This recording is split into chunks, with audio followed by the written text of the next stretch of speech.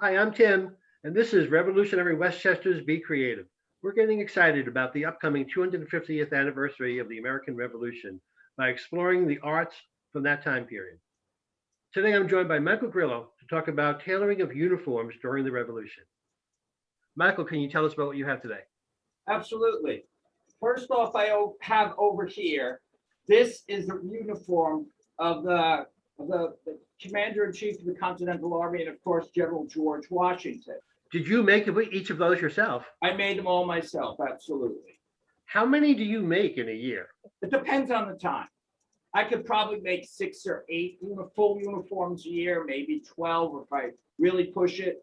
Believe it or not, they were able to get stitches up to 12 to 30 stitches per inch. Now, I don't know how tightly they were able to stick that fabric together. Linen, it can be done. I have a hard time doing it with wool. I'm lucky if I can get 12 stitches per inch with a sewing needle. Okay, you've got several uniforms here.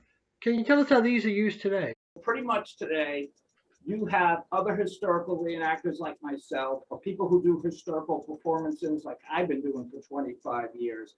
And pretty much what I have here, except this one coat over here, this is my own personal coat, General Washington's regimental coat that I created. I have 2 different ones. I have another one that I made years ago.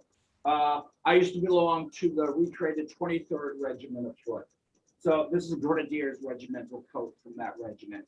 And on occasion, once a year at Fort Stanwix in Rome, New York, they have me there in the person of General Amherst, 1760, on the way to Montreal, towards the end of the French and Indian War, or 7 Years' War. And that's why I have this undressed general's regimental coat here.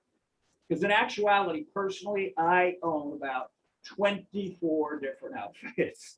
Michael, thank you for sharing your knowledge with us today. Please see more information in the description about Revolutionary Westchester 250 and how you can submit a video to Be Creative.